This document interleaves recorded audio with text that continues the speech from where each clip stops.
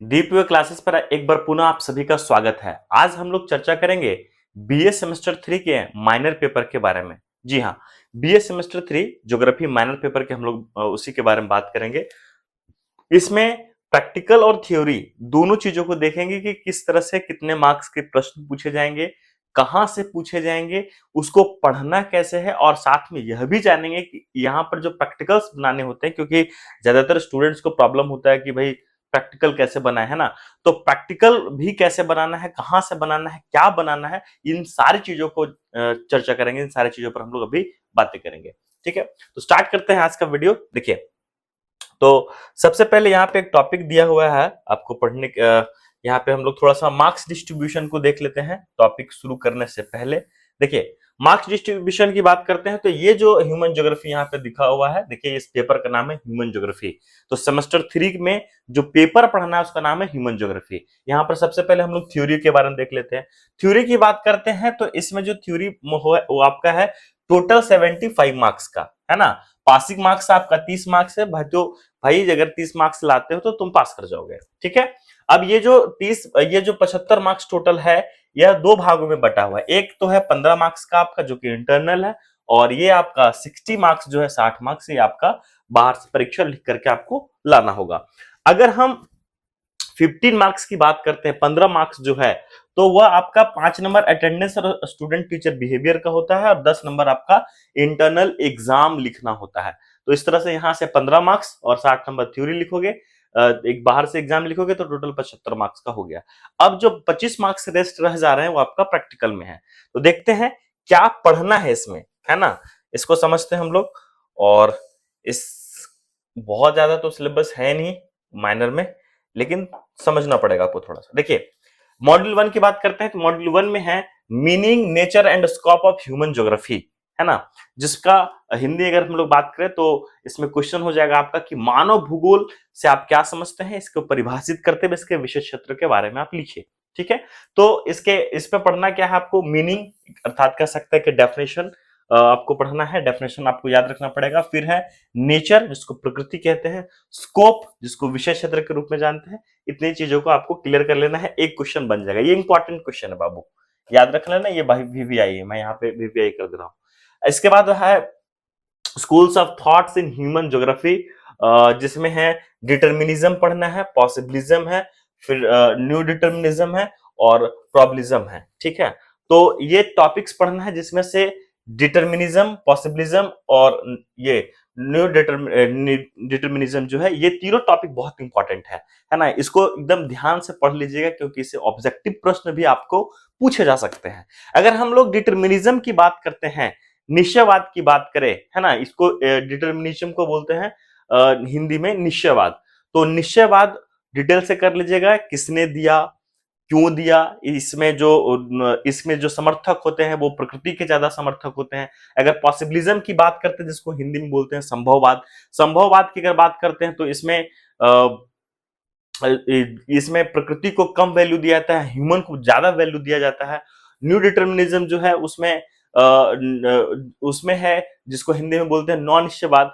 इसमें कहा गया है, इसमें यह कहा गया है कि ना ही प्रकृति के बिना मानव की कल्पना की जा सकती, ना ही मानव के बिना प्रकृति की कल्पना की जा सकती है। तो ये सब टॉपिक्स जो आपको पढ़ना है, तो ये इन टॉपिक को आप जाकर के एक और चैनल है, मेरे ही चैनल है ऑफिशियल चैनल, जिसको बोलते हैं, जिसका नाम है दीप वे। तो इस चैनल पर जाइएगा, ये वीडियो मिल जाएगा आपको, है ना। थॉट वाला सेक्शन में ये वीडियो तुमको, ये थॉट वाला जो सेक्शन है उसमें आपको ये वीडियो मिल जाएगा।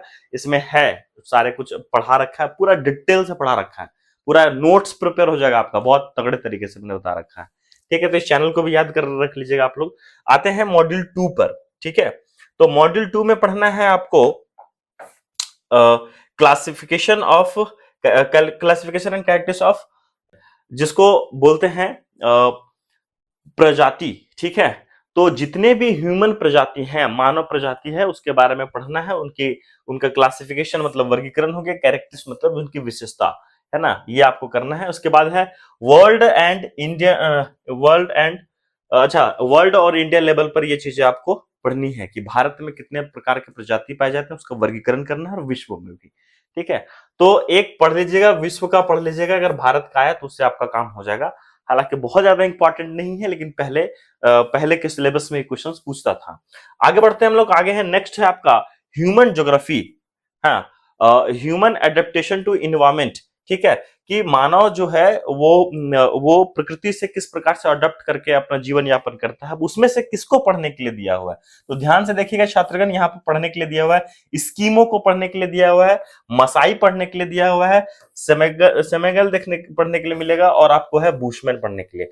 तो उसमें से स्कीमो, मसाई और बुशमैन, ये तीनों बहुत ही महत्वपूर्ण क्वेश्चन है। निश्चित रूप से यहां से एक न एक प्रश्न आपसे पूछा जाएगा। स्कीमो, मसाई, बुशमैन, ज्यादातर चांसेस स्कीमो और बुशमैन में होता है कि ये ज्यादा इंपॉर्टेंट है, यहां से क्वेश्चन पूछेगा।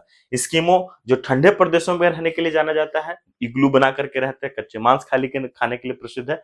इस पर वीडियो हमने अभी तक नहीं डाला है, लेकिन अलग से आप लोग कहेंगे तो इस पर एक अलग से वीडियो बना करके डाल दूंगा, ताकि आपको पढ़ने में सुविधा हो जाए। फिर एक आपका है बुशमैन पढ़ने के लिए, बहुत इंटरेस्टिंग। ये अफ्रीका के कालाहारी मरुस्थल में निवास करने वाले ये लोग हैं, है ना, और ये भी अपनी विशिष्ट संस्कृति के लिए फेमस है, ठीक है। तो आप इसको भी पढ़ लीजिएगा। फिर एक मशाई है, इसको भी देख लीजिएगा आप लोग, ठीक है। तो इतना पढ़ना था मॉड्यूल 2 में। अब आते हैं मॉड्यूल 3 में। तो मॉड्यूल 3 की अगर हम लोग बात करें, तो मॉड्यूल 3 में है growth and distribution of world population, है ना।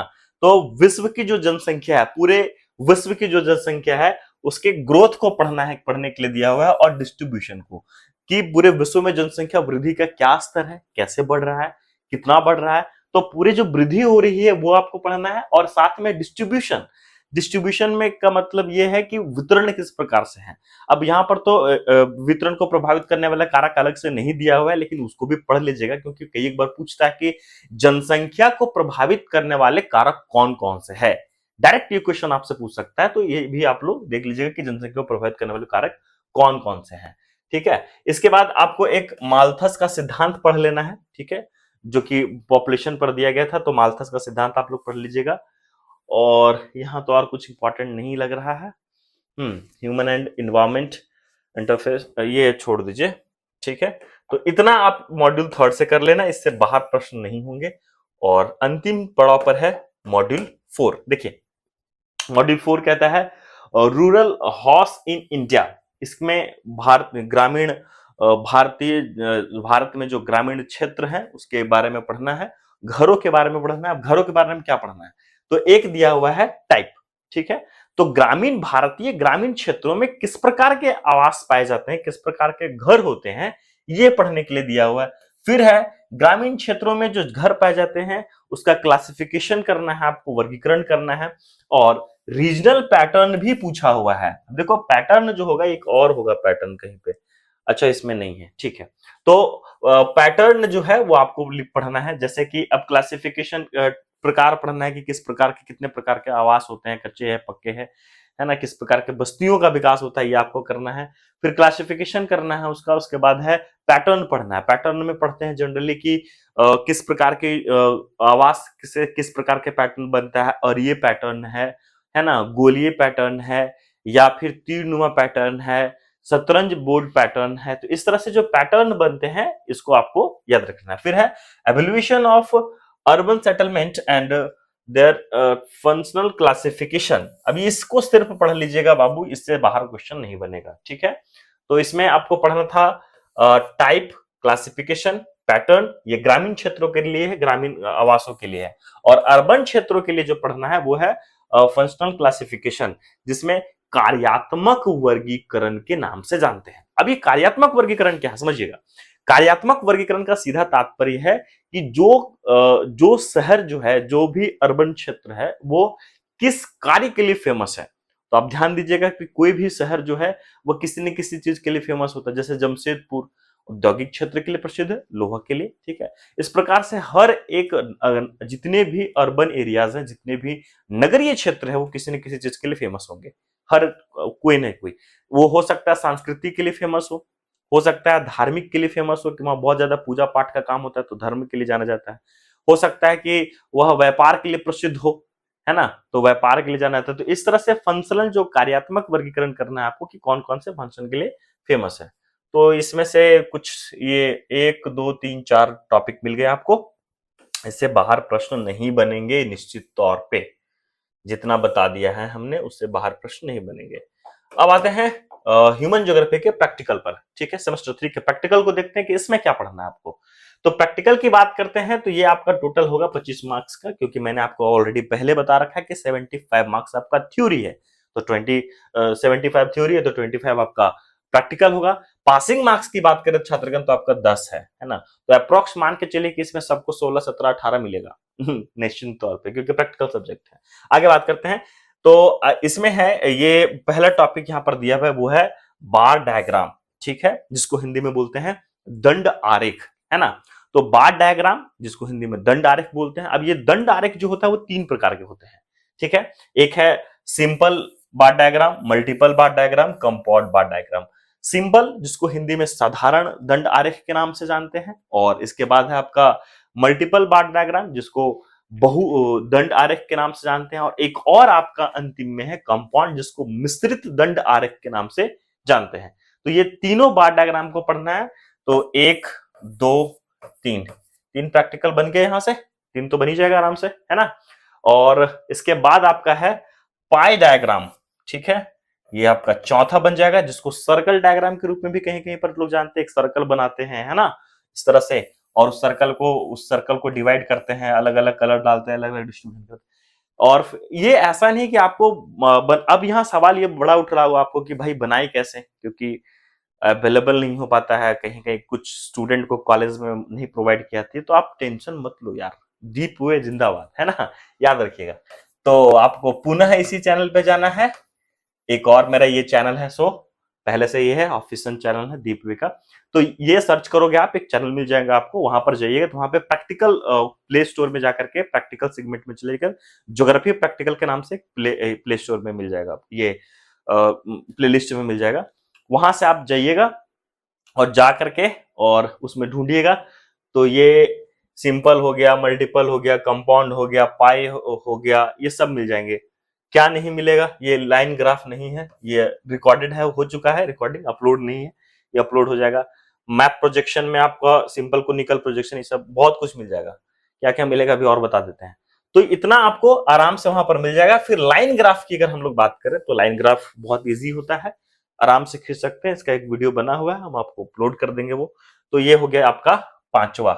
तो 5 प्रैक्टिकल आप यहां से बना लोगे। इसके बाद आते हैं सेकंड नंबर पे। सेकंड नंबर पे पढ़ना है मैप प्रोजेक्शन, जिसको हिंदी में बोलते हैं मानचित्र प्रक्षेप के नाम से इसको जानते हैं। अब ये मैप प्रोजेक्शन होता क्या है, देखिए, किसी भी जगह का अक्षांश देशांतर जो होता है वो खींचा जाता है लाइन, हालांकि वो काल्पनिक होता है, वास्तविक नहीं होता है।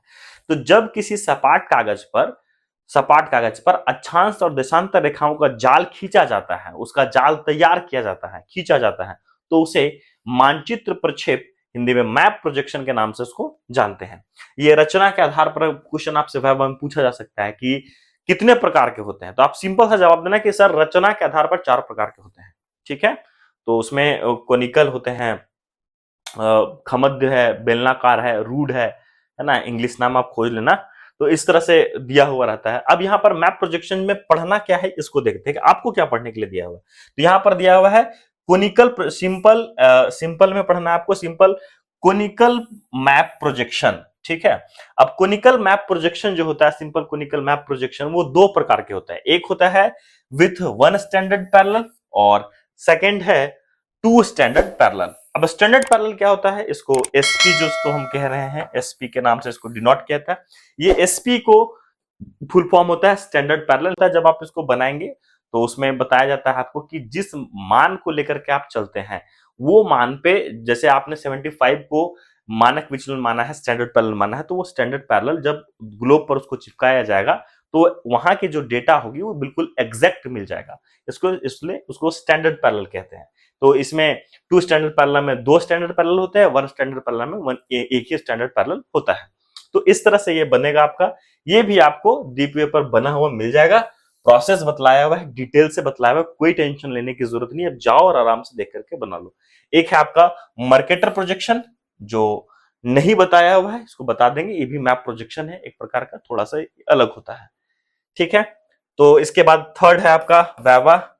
वाइवा वॉइस, ठीक है। तो इसमें इसके लिए आपको फाइल रेडी कर लेना है, फाइल बना करके, हालांकि यहाँ पर पीएनबी नहीं लिखा है इन्होंने, लेकिन इसका मतलब ये नहीं कि आप प्रैक्टिकल नोट बना करके लेकर के नहीं जाओ, है ना। तो फाइल बना लेना आप लोग, और फाइल बना करके लेकर के जाओगे, वाइवा आपका हो जाएगा। और इसके इसमें आपको मिलेंगे टोटल 5 मार्क्स। यहां से फाइनल एग्जाम में आपको एक क्वेश्चन दिया जाएगा, और इससे भी आपका एक क्वेश्चन होगा 10-10 मार्क्स का। तो 10-10 मार्क्स के 2 प्रश्न आपको सॉल्व करना है, 5 नंबर का आपका PNB plus viva, total 25 marks. Hope कि ये आपको समझ में आ गया होगा।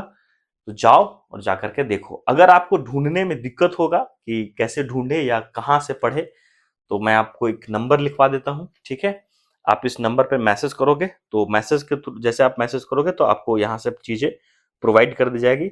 हाँ, कॉल मत करना, क्योंकि कॉल करने के बाद इस पर लगेगा ही नहीं, ठीक है। तो यहाँ पर आपको एक नंबर मैं लिख दे रहा हूं। अगर आपको नहीं मिल पाता है तो आप इस पे मैसेज करना कि आप किस क्लास के लिए प्रैक्टिकल में परेशान हो रहे हो, तो आपको यहाँ से व्हाट्सएप कर दिया जाएगा, और उसके बाद आप आराम से देख करके बना लेना, ठीक है। चलिए, तो आज के लिए इतना ही, फिर मिलते हैं नेक्स्ट वीडियो में। Thank you, all the best, जय हिंद।